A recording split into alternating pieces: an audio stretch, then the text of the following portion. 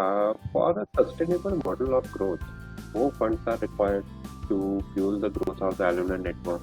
So, how can alumni associations generate more income for their sustenance? And what are your plans for the same? Like, how is IIT Delhi Alumni Association looking forward to generate, or how do you do it? How do you manage more and more funds from the alumni? Yeah, Kapil, as I told you earlier, Uh-huh. that any organization thrives based on the culture. What culture has been built, I see. and I'm very fortunate that my past presidents and the past EC members they worked Mm-hmm. very hard to build that culture and sustain that one. Uh-huh. So I told you in the my in the beginning of our webinar session Yes. that we have the I mean we used to build like corpus. At the same time, we used to raise the sponsorship or we do the fundraising activities. That was built in our culture. It's in our DNA to raise the fund. Now over the year, uh, over the year, the new alumni which is when I say the younger alumni, younger I am saying who are younger than 35 years old or maybe that age. See, they want when they come to a alumni network, they want that IIT alumni should play active role in generating fund, procuring funds for them, or facilitating them to get funded. Because now the IIT Delhi, if you see the IIT Delhi, the 50%, more than 50% Indian or Indian origin unicorn founders are from IIT Delhi. Mm-hmm. And IIT Delhi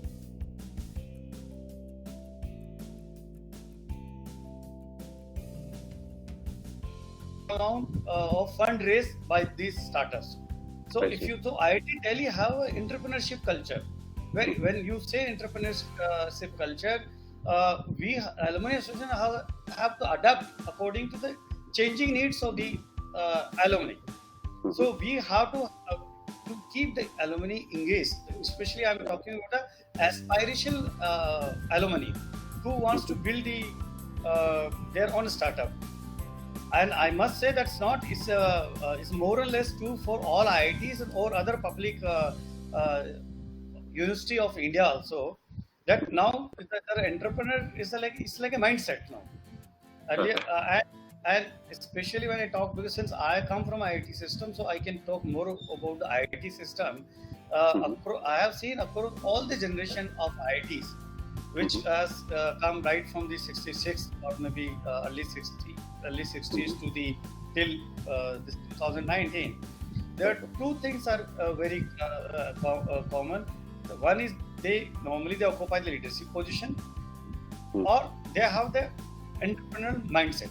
When I I see. say leadership position, means whenever they are in private sector, public sector, government sector, they do all this. They want to try to capture that leadership. They want to be a first among equal, or they want to be a path breaker, path leader. Mm-hmm. That is a Mm-hmm. like Mm-hmm. culture. It's a like mindset.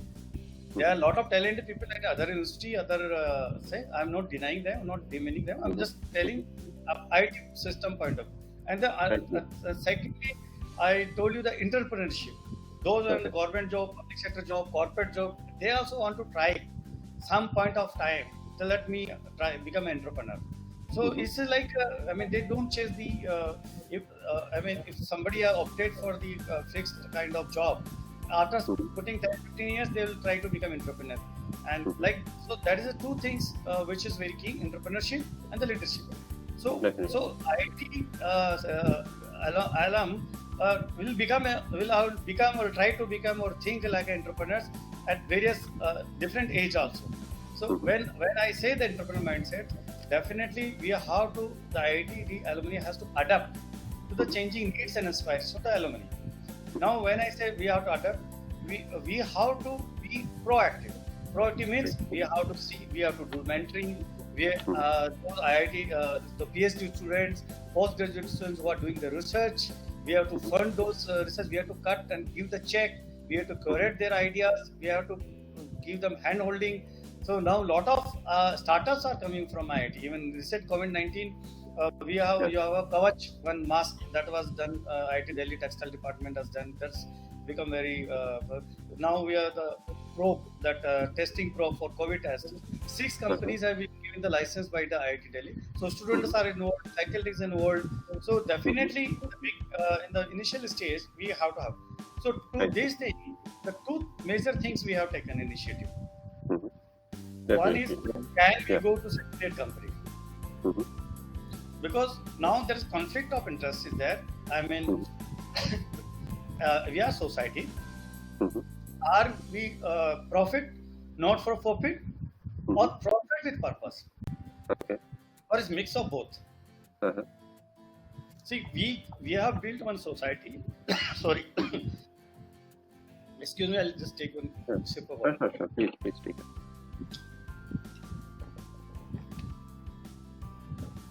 Sorry. No problem. So we have to we have to we have to debate whether what is the new structure. Mhm. Now, Section 8 now recently Government of India, when they amended CSR, Corporate Social Responsibility Act, to amended the rule is CSR Rule 2014, and and what it was proposed that in 2020 CSR Amendment 2020 that only Yeah. Section 8 company will receive the CSR funding. Mhm. We have done some CSR activity last year. We have built one library in Haryana. We got some money in CSR fund in the ONGC, and then we built one library, and that was inaugurated our director also. And then a lot of alumni came forward. They want to take this to further. I mean, all sort of alumni have different ideas, different thought process. So Definitely. when this the proposed amendment rule, it says that only Section 8 company will receive the CSR funding, Mhm. but not society and the trust. Okay. IIT Delhi Alumni Association is a trust. Mhm. IIT Delhi, IIT Madras Alumni Association also trust like us. Society like us. Both are society. IIT Bombay Alumni Association is Section 8 company. Okay. Now there is a conflict. There is a conflict of thoughts whether shall we continue as a society, or shall we immerse or transform in Section 8, or we have to have a model where we keep the spirit of the society intact, and we need our economic needs of keeping the alumni engaged by more meaningful of a separate Section 8 company. Okay. Since this issue involve a lot of technicality, legality, and a lot of resistance will come from the alumni also, because those who have built this society for past so many years, they will not try to see that we come to a new structure, and the older alumni think that this is already model is not addressing the changing needs and aspiration of the younger alumni. So they want. We are very fortunate that Khaitan and company, they have agreed on pro bono basis to suggest us that what should be the way out for us. How can we go for Section 8 company? Can we have we reform our society, or can we have mix of both by adjusting both the infrastructure? So they are in the process of formulating new kind of organization structure. That is a part. And CSR fund, why I am stressing, because 15,000 crore last year it was total CSR pre-COVID time. The spend was there 15,000 crore, and IITians are occupying top position corporate in the government, and we thought jointly will target our alumni, and what we do that for R&D purpose, they can donate money to the IIT Delhi. And for charity purpose, they can donate money to us or the NGO which are associated with us. Okay. So this day, when I'm reaching an alumni for CSR fund activity, I can, if I see that he is ready to give only for R&D purpose. That depends on which type of donation there. Suppose he wants to contribute for R&D or incubation, he can give IIT Delhi. Suppose he want to invest his money in the charity purpose, because where he want to, then he can give money to us. So one lead can be utilized by the institute, by the alumni, by the alumni association. So we had a separate CSR committee. I mean, I think in our discussion it will come. I don't know whether it's come or not, but we are working in a subcommittee mode. Mhm.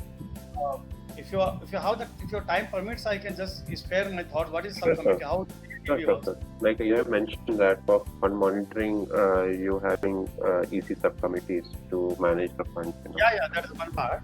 So Yeah. I'll just tell you that is a very innovation which IIT Delhi has. I'm sure other IIT maybe no. I'm not because I'm not aware, but they may be having the. What is a subcommittee?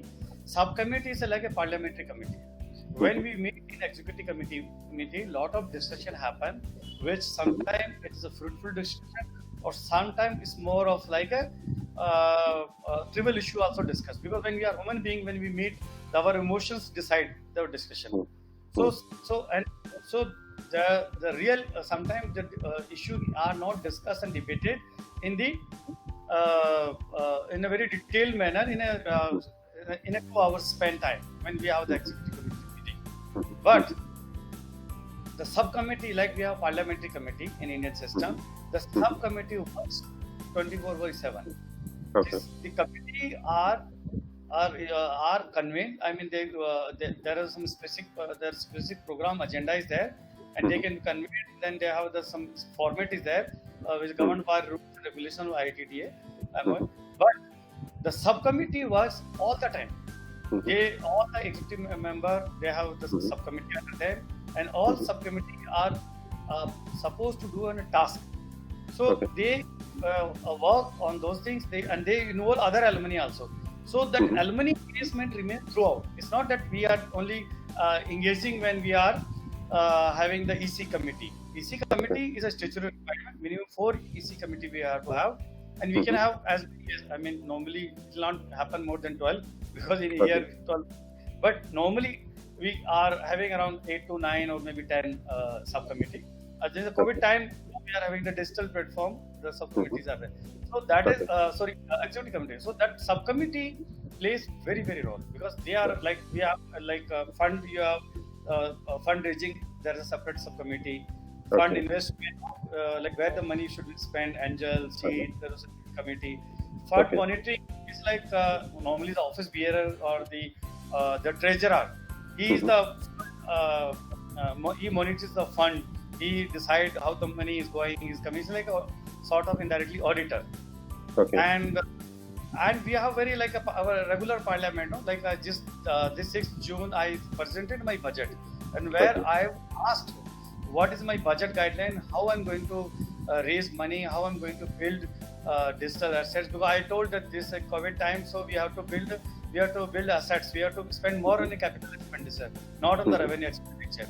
So I was asked each questions, what are the activity, how I'll do the digital assets monetization, how they will lead more engagement, more money, more fund. So that is how I told you that it's all DNA culture. It's all working culture. And another, we have, I don't know whether other institutes have, we have a very good committee of advisory committee of past presidents. So they are available all the time to advise us how to go about, because they build the organization. So like next year I'll also become part of that committee, that group. Definitely, whatever I done, that remains. I also remain indirectly like Rajya Sabha in the system. So that is how we evolved. So that is one part I just wanted to highlight, that the continuous engagement happens through subcommittees. I see. That's a very insightful point, right? Like how are we able to decentralize the roles and responsibilities, which in turn brings in more transparency within the ecosystem, and hence has a better participation, better utilization, and better monitoring of all the resources that are being generated through all the initiatives.